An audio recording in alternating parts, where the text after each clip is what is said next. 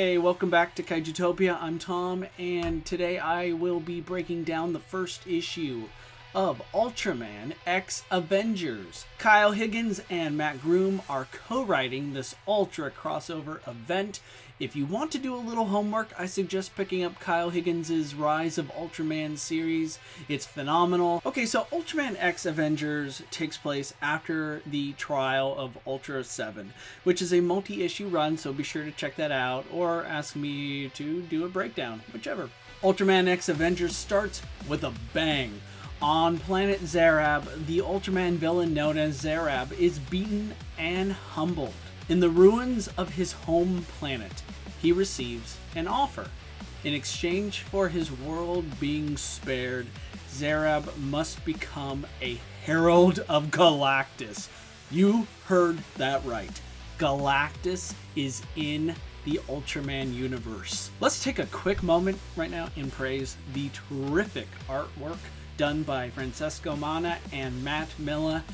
Absolutely loving the illustration, the designs, coloring, everything. It's just so amazing. I could stare at this for hours. Okay, back to the story. Despite his cosmic awareness, Galactus is new to this universe, so he needs a herald familiar with its spaceways in order for the Devourer to find what he forever requires. Zarab accepts, and the power cosmic zaps him like it's the like button.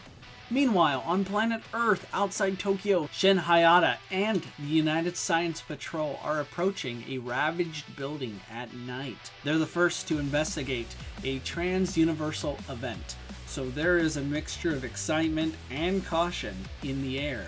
Suddenly, a portal from another universe opens, and along came a Spider-Man.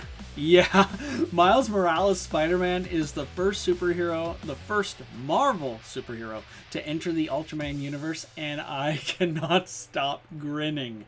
He meets his greeters and, notices their weapons and tries de-escalating things by telling them he's Spider-Man, and their collective what reactions are just priceless. This story is funny, man. After an intense exchange, it seems like both sides are becoming a little more comfortable with the other. It's then a ravenous creature flies out of the portal and attacks. Spider-Man explicitly calls it hostile, prompting Shin and his team to blast it to smithereens. When Spider-Man asks if they could call the Avengers, and Kiki simply responds with, "The who?" Spider-Man knows he's in trouble. We're given a brief, "You're probably wondering how I got here" exposition. It all started back on Spidey's Earth.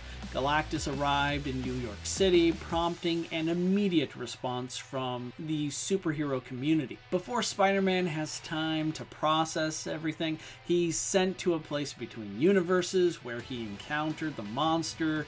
The monster's like the one the USB agents just destroyed. Okay, so Spidey then asks if there are any superheroes in the Ultraman universe. Shin tells him they don't exist outside of television, which is a genius piece of dialogue. The USB agreed to help our friendly neighborhood Spider-Man because his spider sense is detecting something else from his universe. Along the way, Spider-Man asks if they're action scientists, which is a name they like, and honestly, it sounds pretty dope. Spider-Man discovers they're the United Science Patrol, a defense force designed to fight the dreaded kaiju. Interestingly, kaiju are described as being horrific monsters spawned from our negative emotions, which is a really cool concept. Spidey, however, believes they don't have any kaiju back in his universe, which is wrong. Marvel Godzilla, totally still part of the Marvel canon, but hey, it was before Miles' time, so it's okay.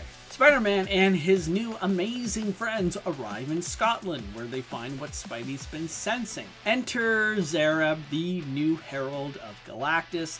There's a funny exchange where Shin and Ultraman are conversing about Zarab, about how Ultraman kind of knows about him and such. But Spider-Man, you know, he can't see Ultraman. Nobody can see Ultraman right now except Shin. And, you know, he politely asks if Shin is talking to himself.